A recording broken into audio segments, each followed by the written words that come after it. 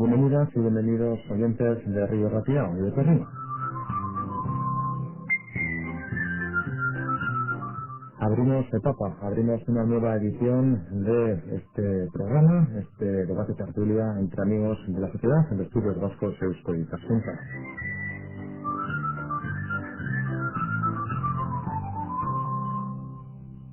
Y lo hacemos para tratar un tema delicado, el de la salud y la sociedad, el de los aspectos sociales y médicos que tienen que tenerse en cuenta cuando se hospitaliza un ser de pequeña edad, en definitiva un niño o una niña.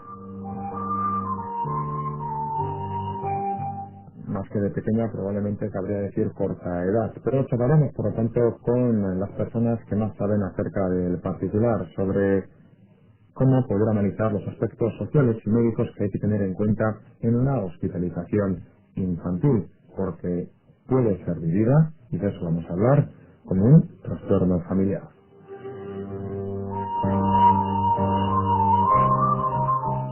Saludamos ya sin más dilación a nuestros tres contertulios en la jornada de hoy. Por un lado, como médico y presidente de la sección de medicina de Euskadi y Taskunza de la Sociedad de Estudios Vascos, está con nosotros Pedro Gorrosetegui, a quien nos saludamos. Un día, bienvenido.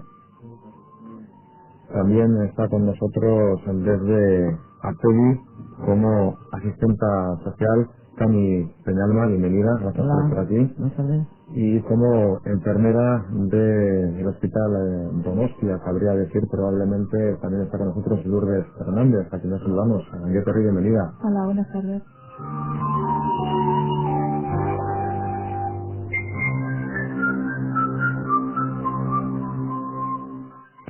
Estamos hablando de las afecciones, de los trastornos familiares que la hospitalización infantil puede acarrear. Pedro Gorrosetegui, ¿realmente es tan grave el tema como lo ponemos? Yo creo que sí, porque nos referimos fundamentalmente a las hospitalizaciones prolongadas. Si un niño está 4 o 5 días porque tiene una neumonía, no tiene ninguna importancia y no causa ningún trastorno familiar. Si tiene mucha importancia es un niño que requiere hospitalizaciones frecuentes y prolongadas. Por ejemplo, pues un niño oncológico o un niño con una enfermedad crónica que requiere muchas hospitalizaciones. En ese caso sí que se altera toda la dinámica familiar. Hay veces que los padres igual hasta dejan de trabajar para poder estar el mayor número de horas posibles con el niño. Y se ve que los padres igual tienen que dejar el trabajo, y el hecho de que para poder estar con su hijo pueden abandonar o cuidar en menor medida a otros hermanos que tiene ese niño. Entonces todo eso sí que es un problema familiar importante y un problema que hay que resaltar. ¿Está cuantificado dentro de la población, por ejemplo, guipuzcoana, en qué porcentaje puede resultar un trastorno familiar en la hospitalización infantil? ¿Tenemos números en ese sentido o son casos que se suceden, no igual de manera aleatoria, pero que igual tampoco su importancia dentro del espectro social guipuzcoano no es muy amplio? ¿Se puede contabilizar porcentualmente? Para contabilizar no, pero sí que es un número importante de niños los que tienen que ir periódicamente a hacerse o análisis o tratamientos, y que eso altera la vida familiar y la vida educativa del niño también. Cani Peñalba, desde Apegui vosotros soléis tratar, me imagino, situaciones cuando menos difíciles, Sí. delicadas, por aquello de la situación infantil a la que os centráis o en la que soléis trabajar. ¿Cómo lo puedes observar? Nosotros, en realidad, yo creo que no estamos totalmente en la dimensión que se está estudiando en esta jornada. No solemos hablar tanto de hospitalización, porque yo creo que hay que dejar claro desde el principio que una persona con deficiencia mental no es una persona enferma, sino que tiene unas características que le hacen reaccionar de una manera diferente. Pero quizás en lo que sí hay una similitud es en la repercusión que va a tener en la familia la aceptación de una enfermedad, como decía antes Pedro, de larga estancia, de extremos cuidados y demás, con la aceptación de una deficiencia mental, ¿no? Y quizás ahí la repercusión que se da en la familia es la que va a requerir de unos cuidados bastante similares entre el niño hospitalizado y la aceptación de una persona con deficiencia mental en la familia, que quizás va a modificar la familia, ¿no? Entonces, en eso tiene una cierta similitud. Lo que pasa es que luego hay una serie de variantes que, bueno, yo me gustaría poder explicarlas en la jornada, y que creo que quizás, bueno, pues un matiz que le da una diferencia enorme es que el niño hospitalizado siempre tiene la esperanza de curación. La aceptación de una deficiencia mental no tiene esperanza, es, bueno, pues bastante más difícil de llevar a cabo de forma positiva. Pues vamos a compararlo. Lourdes, como enfermera, tú has vivido y cómo es esa relación padres, hijo, hija. ¿Qué nos puedes contar en esa línea? ¿Cómo lo puedes narrar para luego compararla con la que se puede vivir en Artegui? Bueno, yo en la sesión que estoy es de cuidados intensivos de recién nacidos. Entonces, el trastorno que sea en la familia, la relación con el hijo es diferente. Será un trastorno emocional, porque cuando alguien espera un recién nacido, pues por lo general espera un recién nacido sano. Espera llevarse el niño a su casa y pues no sucede así. Entonces, se le produce un trastorno emocional. Tiene miedo, no sabe cómo se va a desarrollar su vida, no sabe en qué marco se va a desarrollar su vida, qué limitaciones va a tener, porque hay niños que requieren muchísimos cuidados, tienen miedo, no saben si el niño va a ser normal. Entonces, bueno, nosotros, las enfermeras de cuidados intensivos, lo que vemos es un shock emocional. Trastornos emocionales que, bueno, que cuando ya se van los niños de alta, no seguimos. Nosotros vemos a los padres cuando están en el periodo de 2 o 3 meses en los casos más graves. ¿Hay mucho sufrimiento ahí por parte de los padres? Sí, hay mucho sufrimiento, hay miedo porque no saben cómo va a ser su futuro, hay ansiedad, hay desamparo, hay soledad, hay niños hay enfermedades que los padres no han oído nunca, no saben que existen, entonces no saben cómo qué tipo de problemas se les va a presentar. Como por ejemplo... No me acuerdo ahora, pero igual, yo creo que nunca... Los recién nacidos de los que habla Lourdes, esos son recién nacidos igual inmaduros o prematuros, y que tienen igual problemas respiratorios, problemas digestivos. Entonces los padres no saben cómo va a evolucionar el niño, y pueden tener también a veces, según el grado de inmadurez, hasta problemas a nivel cerebral y de retraso mental, no solo no como en el caso de hacer se dedica más al niño con síndrome de Down, todo tipo de las malformaciones también, Pedro. Hay malformaciones que la gente en la calle no sabe que existen. En general, yo creo que es decir, que nadie, cuando nace un hijo, nadie lo espera con problemas. Entonces, el gran impacto es ese. Entonces, ese impacto puede ser porque claramente se define como una deficiencia mental, como puede ser el síndrome de Down, que es el más conocido de todos, o puede ser, como decía Lourdes, por una serie de problemas de lo que sea, que le dan a causar unas malformaciones y que al final va a ser un retraso mental también.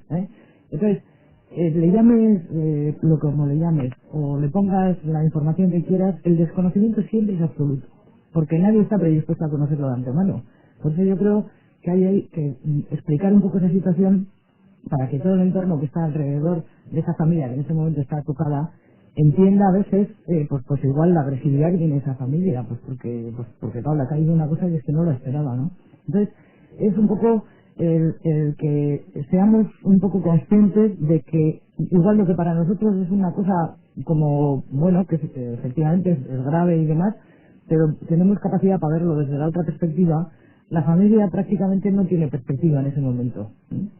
Hablamos de una situación, por ejemplo, estamos hablando ahora de cuando un niño nace y, bueno, pues puede venir con cierta deficiencia, por ejemplo, el shock que supone, ¿no? Porque siempre hemos solido comentar que el hecho de traer un bebé al mundo es una de las etapas más importantes de la vida de un ser humano, y probablemente cuando todo el mundo está emocionado con ese hecho, el hecho precisamente de que sea con una disfunción o con cierta alteración de lo normal, entre comillas, genera todavía una repercusión mayor en la familia, ¿no? ¿Eso cómo se puede llegar a tratar? ¿Qué tipo de trato con la familia se puede generar, o qué se les puede aconsejar? Yo, una cosa que me falta igual en los hospitales es de que no hubiera psicólogos para tratar estos temas. Hay psicólogos, pero para casos igual muy extremos, que la estructuración familiar es muy importante.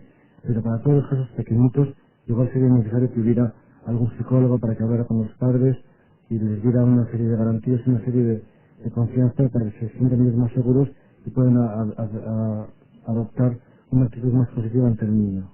En el ámbito de la salud no se ha planteado ese extremo. La salud pública, por ejemplo, de Osakidetza. Nosotros, por ejemplo, hemos presentado ya varias veces a Osakidetza un protocolo de información de la noticia, porque creemos que la manera como se le da la noticia a la familia va a tener luego bastante repercusión a la forma de ayudarle a aceptarlo, ¿no?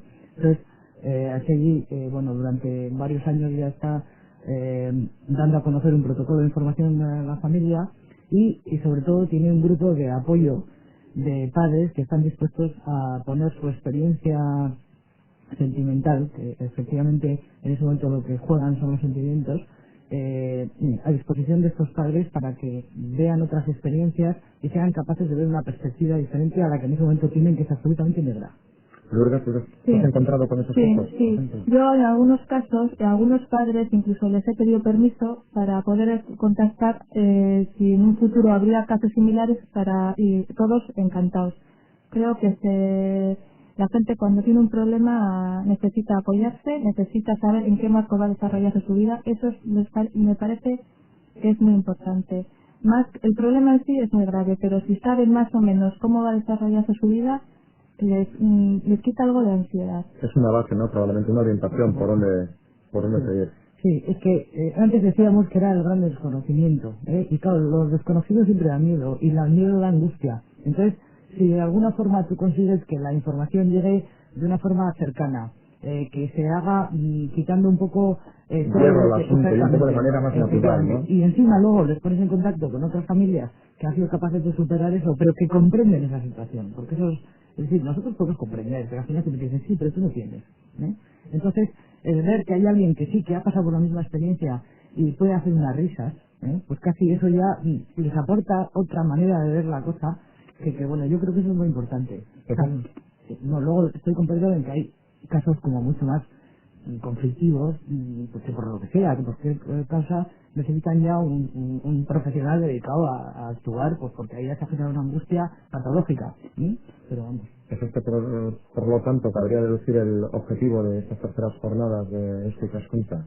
Bueno, no solo tampoco limitándonos al recién nacido, sino también al niño mayor que tiene, pues lo que decía antes, aspiraciones prolongadas, porque también, por ejemplo, van a venir de la Asociación de Padres de Niños Oncológicos de Navarra, la asistente social que lleva a estos niños, y se va a tratar también una cosa también muy importante, que es el tratamiento del dolor en los hospitales, que antes cada vez se da más importancia y antes se pensaba que los niños, pues como no hablaban, no les dolían las cosas y se les hacía todo pues a la brava, se puede decir.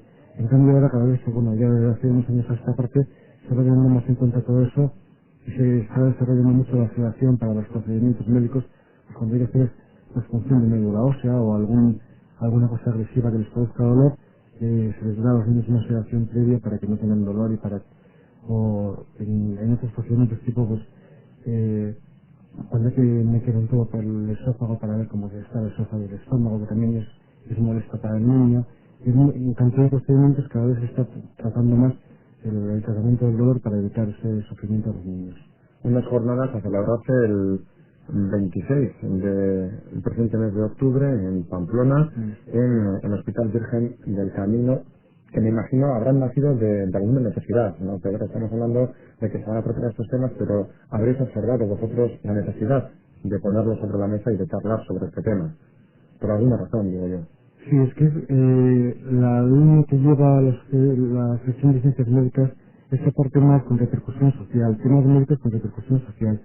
Entonces, unas jornadas que hicimos sobre la adicción, otras sobre el doping, y en estas queríamos eso, que desde todos los ámbitos, tanto asistentes sociales como médicos como enfermeras, se tratara el tema del niño hospitalizado para dar una idea como global de cómo se trata a los niños en nuestros hospitales y qué cuidados requieren los niños, y para también un poco analizar si lo estamos haciendo bien, si se está cuidando adecuadamente, si se respetan los derechos de los niños hospitalizados, y tratar todos esos temas. En esa línea tenéis o existen datos comparativos con algún otro tipo de hospitales del entorno, es decir, los que pueda haber en la Comunidad Foral Navarra, en la Comunidad Autónoma Vasca con Osakidetza, y con el entorno que nos pueda rodear, si aquí se hace mejor, se hace peor, ese tipo de datos disponéis. Yo datos de eso no conozco. Sí que hay un estudio en la Comunidad Valenciana sobre 18 hospitales que realizaban pues si había centro educativo en la escuela, cuándo se les dejaba a los padres acompañar al niño y cuándo no, y un poquito los derechos que reconoce tanto Socialista como en las comunidades autónomas derechos de los niños hospitalizados, si se cumplían o no.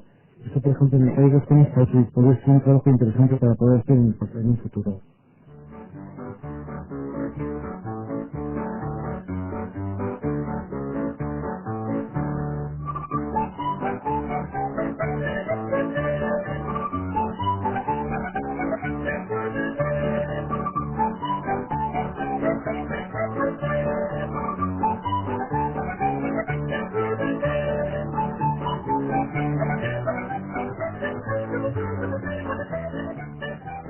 Seguimos, por lo tanto, continuamos hablando sobre estas jornadas, salud y sociedad y la hospitalización infantil.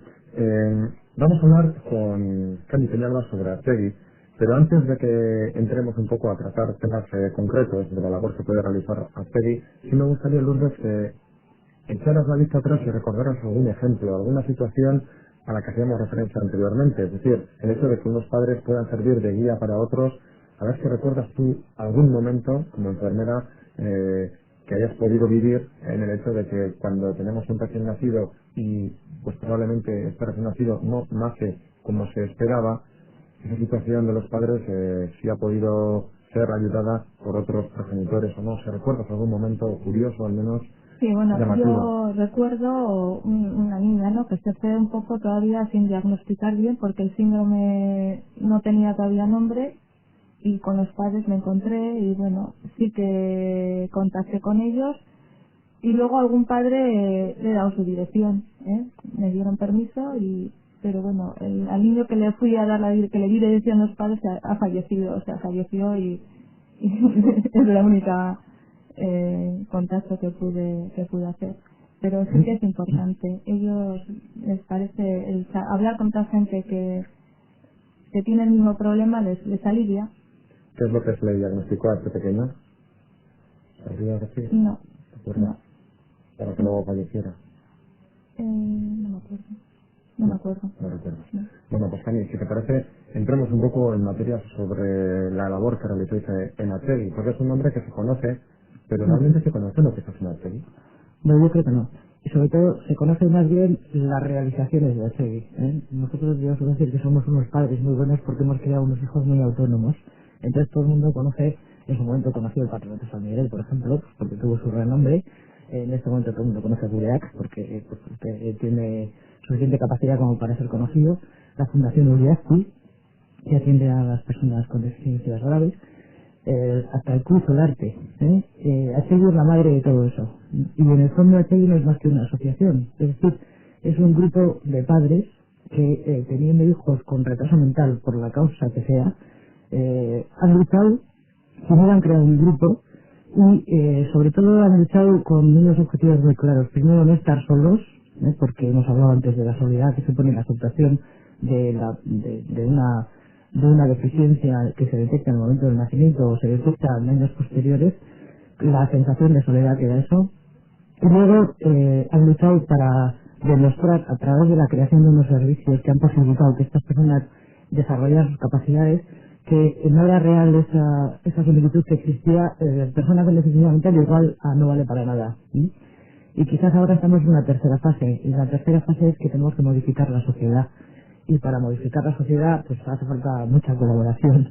Y ya sabéis que nosotros todos los años lanzamos una campaña, y la campaña de este año va un poco en la línea de los años 2000, va en la línea de ir creando Atseguisales, y que yo creo que quizás es un poco el objetivo de todo el mundo, es decir, que de lo que hemos hablado aquí hablando de los niños hospitalizados, que en el fondo pues viene a ser lo mismo porque lo que se presenta es una situación pues no aceptable de base.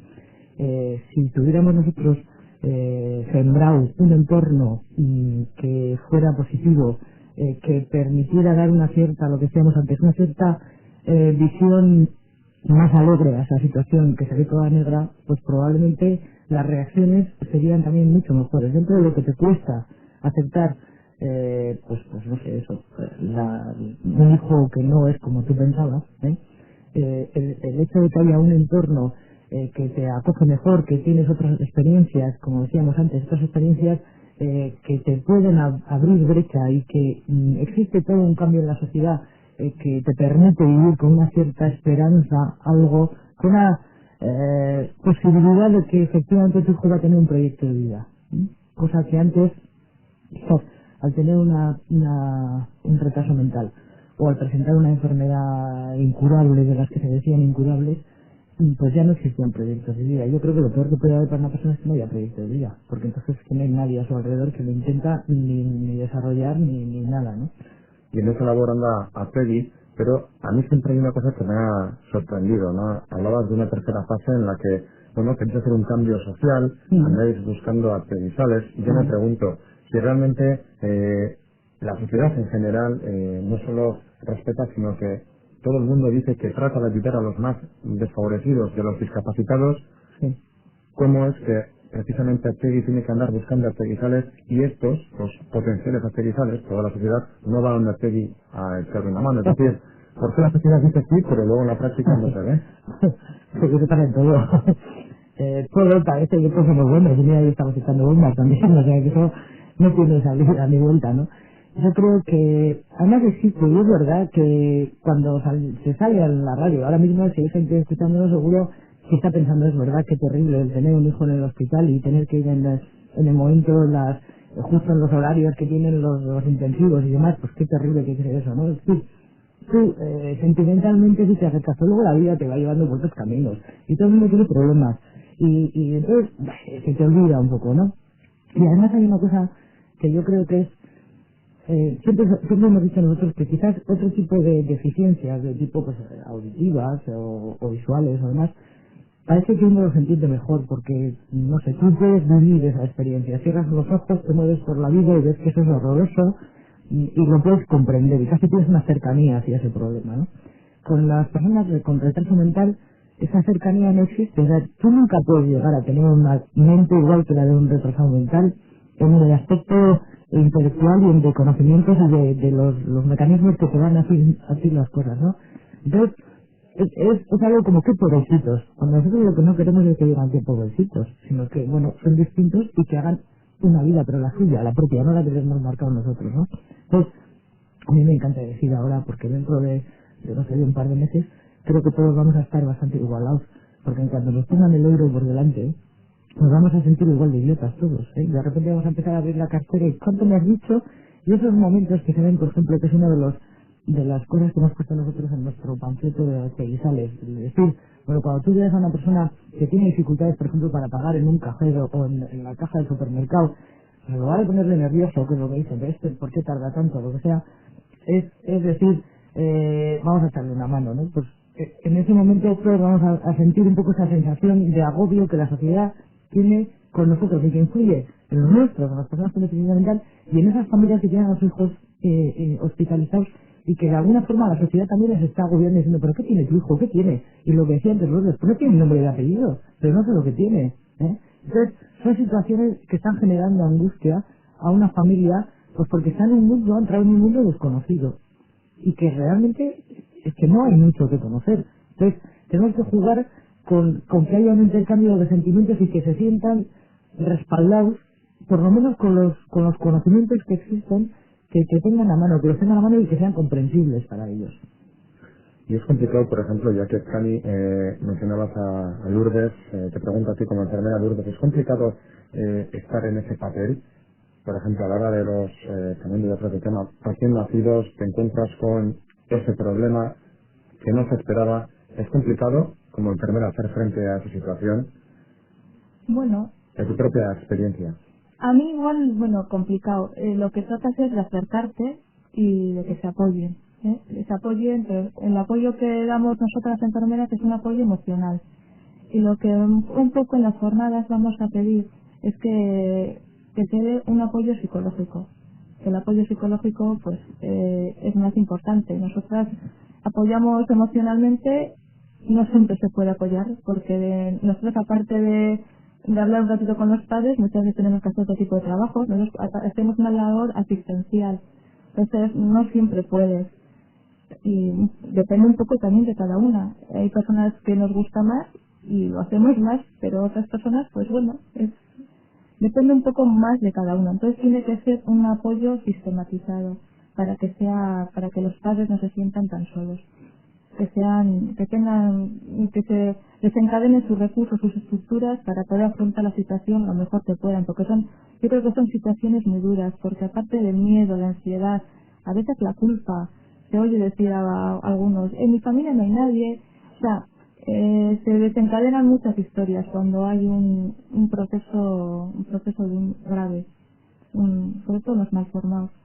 Los grandes prematuros muchas veces no son conscientes de lo que puede, es muy pequeño, y dicen, bueno, es cuestión de tiempo.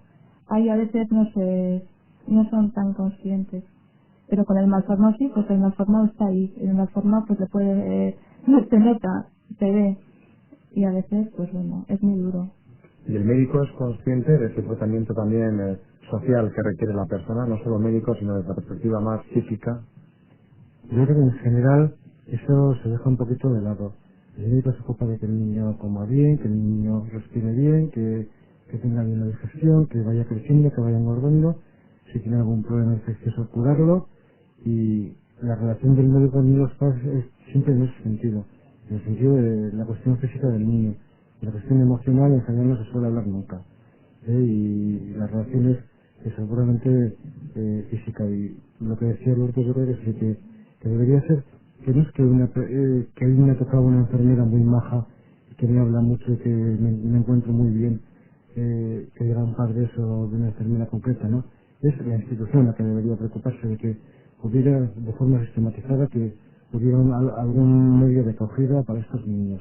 Por ejemplo, eso hay asociaciones de padres, como los que hemos invitado de padres de niños oncológicos. Un niño, cuando se le diagnostica un tumor, hay una asociación de padres que se ocupa de arropar un poco a sus padres, de darles, pues les facilitan la alimentación cuando están acompañando al niño, y llenan una serie de requisitos que los padres esos necesitan. Así en el recién nacido enfermo no hay ese tipo de asociaciones y son un poquito más desamparados. ¿Y cuáles son probablemente los porqués, no? De verdad, de que el médico trate al enfermo solamente desde esa perspectiva igual médica, ¿no? Igual física, y no solo, o sea, solamente física, quiero decir, no tanto psíquica, cuando realmente la relación humana se basa también en eso, ¿no? ¿Por qué igual esa carencia desde la perspectiva médica? Yo creo que es por una cuestión de eficacia. El hospital se preocupa de que los niños sanen, no se preocupa de que estén bien atendidos en el aspecto emocional. En toda la residencia para el niño enfermo hay solo un psiquiatra infantil que se dedica fundamentalmente a niños oncológicos y algunos recién nacidos patológicos, algunos recién nacidos enfermos que precisa de su asistencia. Pero no es de una forma sistematizada. Igual debería haber, por ejemplo, una persona, pues tres, y llenar ese hueco que como no hay una demanda social, pues también se queda. Bueno, demanda social en parte sí hay, porque hay padres que se preocupan y que protestan en el periódico porque los horarios de visita son rígidos y porque no pueden estar con su hijo todo el tiempo que quieren, pero de eso, por ejemplo, cuanto más demanda social haya, más cambios habrá. En la planta de la segunda fila de la Gran Jesús, por ejemplo, antes los padres no se podían quedar por la noche. Hubo una serie de protestas y de quejas, ya se pueden quedar todo el día.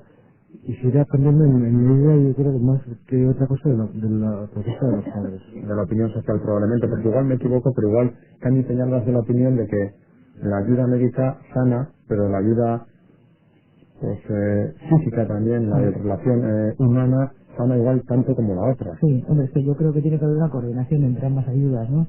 Y a veces igual no es tanto, vuelvo a repetir, que haya unos profesionales. Y creo que igual esa presencia de profesionales es bueno en los momentos en que es necesario, pero que a veces no es tan necesario, ¿eh? Yo, en el protocolo que nosotros tenemos de comunicación de la noticia, damos unos puntos que a nosotros, por la experiencia que tenemos de 41 años de trato con familias, y además con familias que van de apoyo a otras familias, vemos que son importantísimas a la hora de conseguir que esa familia luego reaccione. Y por ejemplo, pues uno de los temas es que cuando se da la noticia se ve a la pareja con el niño delante, La estadística dice que no, que a veces no se hace eso, que le agarran a uno por el camino y dicen, tú que tiene un síndrome de Down, que suele ser, que ahora nos suena a todos mucho, pero que hay cantidad de gente que cuando llega ahí no le suena de nada, porque dice, yo nunca me había enterado a veces. Y lo que decía antes de considerar quién es el culpable, vamos, eso es, en el tema de los retrasos mentales, absolutamente planteado, siempre. ¿De quién es la culpa? La pregunta. Enseguida. Entre los padres. ¿Por qué? ¿Esto por qué me ha tocado a mí? ¿Quién tiene la culpa? Ese es el planteamiento, porque cuando es una enfermedad que surge de repente, pues surge de repente. Pero cuando es algo que tú llevas, ¿de quién es la culpa? ¿Y ahí cómo se indaga, cómo se plantea? Bueno, aparte de que no hay culpa, porque a veces es una cosa aleatoria y depende, en los casos habrá casos que efectivamente hay una trisomía por translocación, que entonces sí tiene una base, pero hay otros que no y demás, ¿no? Pero no es tanto esto, sino el que por lo menos se sientan acogidos. Lo que digamos, yo pienso que no es tanto que haya mucho profesional, sino que quizás desde la perspectiva médica se piense que la perspectiva social también tiene algo que decir en este tema, que no existe. Yo pienso que efectivamente los médicos dicen, yo le doy de comer, le doy de esto, y lo demás, sin darse cuenta de que precisamente igual ese otro apoyo afectivo y sentimental, pues puede hacer que el chaval recupere muchísimo más rápido y de otra forma, ¿no? Y no tanto porque se ponen elementos, sino el mismo Pedro decía que estoy convencida de que desde el momento que se ha dejado entrar a los padres en las habitaciones más tiempo y demás, los padres han mejorado. Entonces, son cosas pequeñas, que a veces es cuestión de que se perciba que toda la vida del sentimiento, de la afectividad, del entorno, del cual formamos todos parte, pues que quizás es uno de los aspectos que al más necesitado de ese entorno, que esa persona o con una malformación o con un retraso mental o por cualquier tipo de causa, se la estamos quitando. Cuando todos necesitamos que nuestro entorno nos sea favorable para poder tener una base de seguridad que luego nos va a permitir afrontar la vida en todas sus dimensiones. Y precisamente al más débil le estamos dando menos entornos favorables. Eso es algo que habría que reflexionar. Yo sí que creo que debe haber profesionales que se dediquen específicamente a esto, porque, bueno, nosotras, el equipo de enfermería, pues somos 28, más auxiliares que rotamos, que libramos. Entonces, el padre no se puede dirigir a una persona en concreto, porque esa persona en concreto igual está 4 o 5 días que no la ve, que cambia de turno. Entonces, es muy importante que esa persona con la que va a hablar, y va a hablar incluso de intimidades, y va a expresar pues sus miedos, que son sentimientos, necesita que sea una persona concreta. No se puede hablar a 28 personas de lo mismo.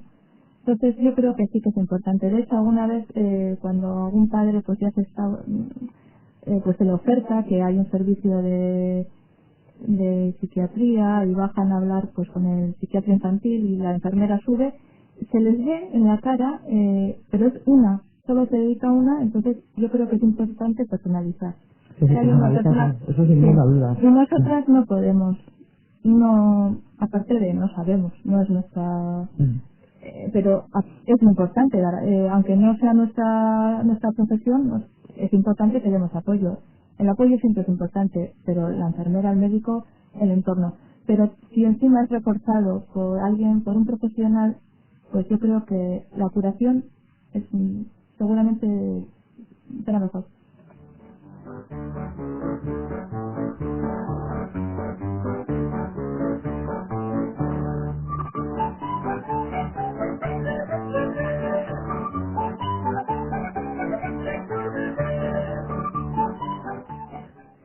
Seguimos ahondando en esta materia. Hablábamos, por lo tanto, de la perspectiva médica, Pedro, de la perspectiva probablemente más social, más física, esa ayuda en los valores y en las relaciones humanas que también pueden mejorar la mejora, igual que la redundancia médica. Y Sandy, tú antes mencionabas un protocolo de ATEGI. Has hecho referencia un par de veces o tres. ¿Cuál es ese protocolo? Explícanos un poco cómo trabajáis. Nosotros tenemos aquí una hoja. Que son muchos puntos. Son 10 puntos más o menos. Pero, bueno, entonces, por ejemplo, dando un poco la razón a Lourdes en lo que decía, el primer punto dice facilitar que la comunicación de la noticia la haga una sola persona, aportando el máximo de datos con el fin de no dispersar la información. Eso yo creo que es muy importante, porque es un poco lo que decía. Que sea un único referente con las cosas claras y bien explicadas. Luego, que lograr que la comunicación se lleve a cabo con un lenguaje simple y comprensible, aportando todas las explicaciones posibles. O sea, que sea, como muy bien decía ella, no puede ser mientras le está poniendo la inyección, porque tiene que ir donde el otro, sino alguien que efectivamente esté un poco con tranquilidad. El otro punto sería comunicar la noticia siempre de forma conjunta al padre y a la madre, en presencia del niño, potenciando así el vínculo entre ellos.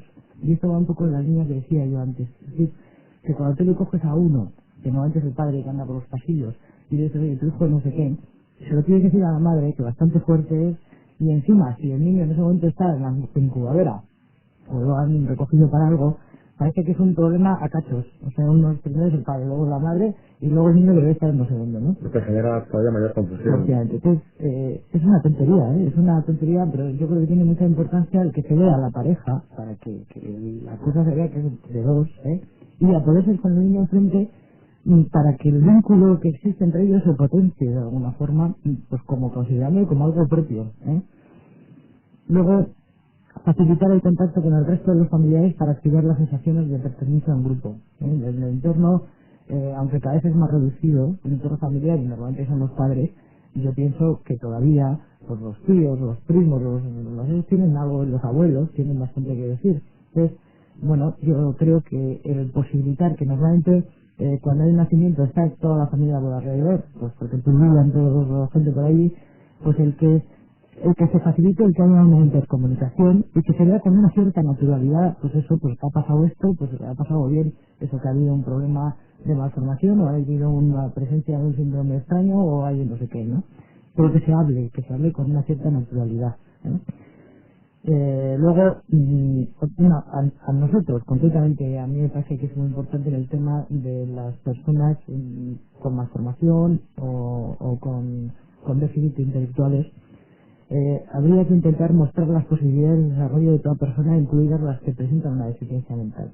Es decir, que no es en otros tiempos, en los años 60, cuando se creó HLI, lo que se hablaba era: tu hijo tiene una deficiencia mental, solo le puedes dar de comer y alimentarle y ya está. No hay nada que hacer, no tiene nada que hacer, ¿no? Bueno, pues ahora, con todo lo que se ha creado, se ha demostrado que hay mucho que hacer, y todas las personas, por muy limitadas que sean, tienen la posibilidad de desarrollarse mucho más, y para eso hay que establecer un poco los apoyos, ¿no?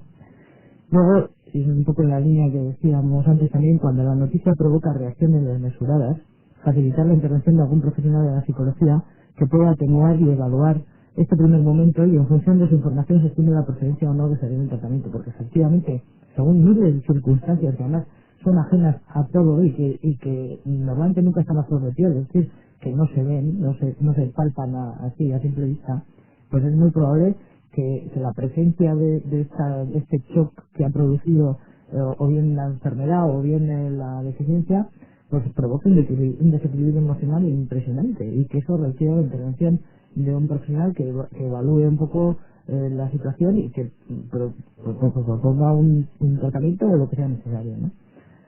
Y luego ya, como último punto, nosotros teníamos, lógicamente, dar a conocer la existencia del grupo de apoyo de la asociación HI, posibilitando la conexión inmediata, si lo desean, con otros padres que viven experiencias similares, facilitándoles la documentación que esta les ha hecho llegar para los padres nuevos. Porque nosotros tenemos un librito en donde esas preguntas que a ti te extraña mucho, de la culpa y esas cosas, pues se tratan, porque es que efectivamente es una de las preguntas que surge, ¿Y por qué me ha tocado a mí? ¿Y qué he hecho yo?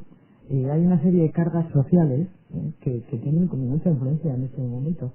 Y tenemos nosotros una publicación que la hemos hecho llegar a todas las residencias sanitarias y a todas las clínicas donde hay nacimientos, para que posibiliten el entregar a los padres estas cuestiones, las respuestas a una serie de preguntas que se están haciendo. Amplia exposición de ese protocolo. Antes ponías cara como: sí, la verdad es que es un tanto largo, tampoco queremos extendernos demasiado. Con la atención también está escuchando Pedro, no sé si compartes esas ideas básicas como líneas matrices a la hora de tratar un tema en una hospitalización infantil complicada. Sí, un problema que se suele tener con los recién nacidos es que muchas veces, bueno, en el caso de que de un niño síndrome de Down, o una deficiencia mental, pero que no tiene ninguna repercusión para el niño se puede alimentar y puede estar con sus padres, subir a la maternidad, está con la madre y con el padre. En el caso de que el niño tenga alguna enfermedad seria, muchas veces el niño tiene que pasar directamente a la unidad de cuidados intensivos neonatales o cuidados medios, y entonces que la información se dé exclusivamente al padre en general, porque la madre acaba de tener el parto, o muchas veces igual es por cesárea y la madre está dormida o está en otro sala diferente. Entonces sí que nos encontramos con que la información se le suele dar en general solo al padre.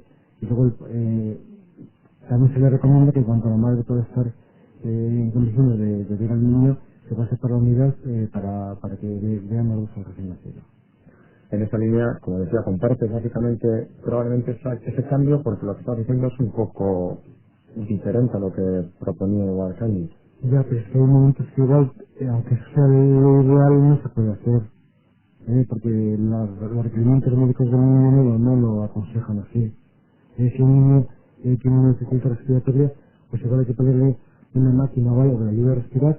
En ese momento lo importante es que el niño respire. Luego ya se verá el problema social, el problema es que, claro, desde el punto de vista médico lo que te importa es que el niño vaya adelante. Luego ya, a lo largo de los días, cuando ya va pasando más días, entonces sí que se hace el problema familiar y entonces sí que es el momento de intervenir en ese sentido. Cabría la posibilidad, por lo tanto, más adelante de seguir ahondando en esa otra materia. Bueno, por lo dicho hasta ahora, hay temas para tener sobre la mesa y temas cuando menos interesantes y de bastante preocupación social, ¿no? Digo yo. Y además yo creo que mucha gente, como la mayoría de los niños nace bien, la mayoría de los niños no tiene retraso, la mayoría de los niños no tienen enfermedades importantes, piensan que a sus hijos no les va a pasar nunca. Y eso es una cosa que tienen como el niño, pues como los coches tienen garantía, pues el niño también que tiene su garantía, que está garantizado hasta los 70 años, que hasta los 70 años no va a tener ningún fallo, que viene todo bien perfecto preparado y que no va a tener ningún problema.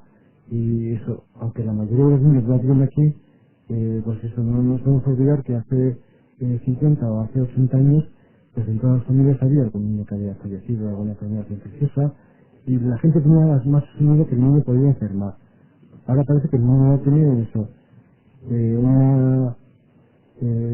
dado Una especie de label, ¿no? Para entendernos así como... Sí, dado los avances que había en patologías infecciosas y en la alimentación y en todo, lo normal es que los niños se enfermen poco, pero eso no quiere decir que sí que enferman y que hay casos importantes y que hay que tratar ese tema. ¿Algún otro aspecto que se nos haya olvidado aquí para poner sobre la mesa que se pueda tratar en estas jornadas? ¿Alguna otra materia, algo que concretar? Hemos tocado distintos temas, distintos tipos de hospitalización, la bomba de También se va a tratar sobre problemas educativos de niños hospitalizados y va a haber también unos psicólogos de la Universidad de Navarra que van a hablar de los problemas psicológicos del niño y de la hospitalización. Es un grupo de la Universidad de Navarra que ha trabajado mucho, que tiene muchos artículos sobre cómo vive la familia, cómo vive el niño, que sus experiencias serán muy interesantes para exponer. Decimos que será en el Hospital Virgen del Camino, en la capital navarra, en Pamplona, el 26 de octubre, viernes. ¿Está abierto al público, está abierto a la gente a participar? ¿O qué tipo de eco social puede tener esta jornada? En principio yo creo que es más orientado, bueno, a los profesionales y a la gente que en relación con el tema, pues a padres de niños enfermos y cosas de esas. Esto es una respuesta importante y hemos conseguido a todos los proyectos de la comunidad vasca y de la comunidad de Navarra les va a llegar a su casa la información sobre la jornada esta.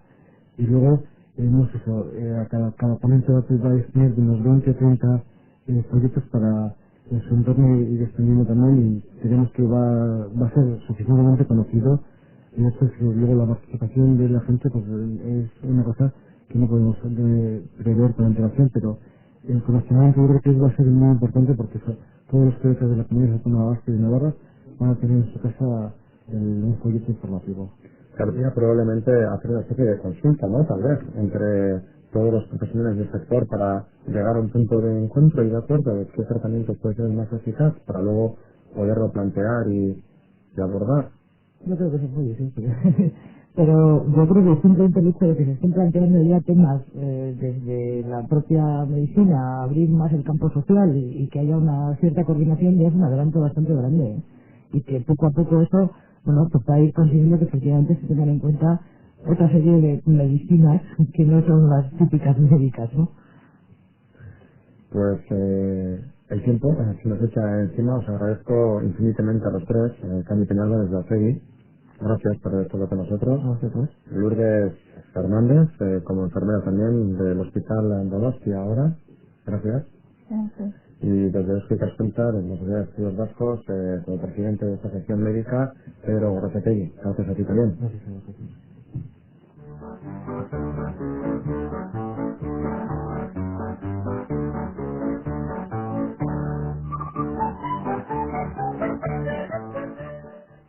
Y gracias también a todas y a todos ustedes por haber estado con nosotros en esta jornada, hablando de eso, precisamente, de los aspectos médicos y sociales de la hospitalización infantil. Una materia que probablemente no esté en el salón de casa de muchos de ustedes, no sea un problema diario, pero para buena parte de la sociedad sí lo es, y por la repercusión social, por el problema que significa y porque en definitiva el ser humano puede siempre desarrollarse, merece la pena tratarlo.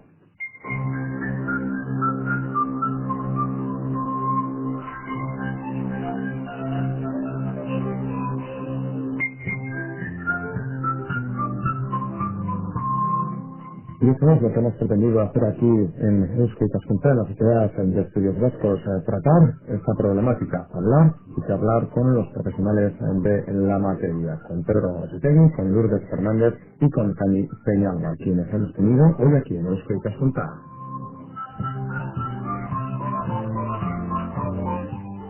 Zuei, eskerrak, gurekin izan zaretelako. Gracias a todas y a todos por haber compartido estos minutos de radio aquí en Radio Popular en Berria Ratia, hablando, charlando, desarrollando un problema social. Mila esker Eusko Ikaskuntzaren izenean eta neure izenean ere, gaurko, adierazalaren izenean. Gracias a todas y a todos de corazón. Horren arte.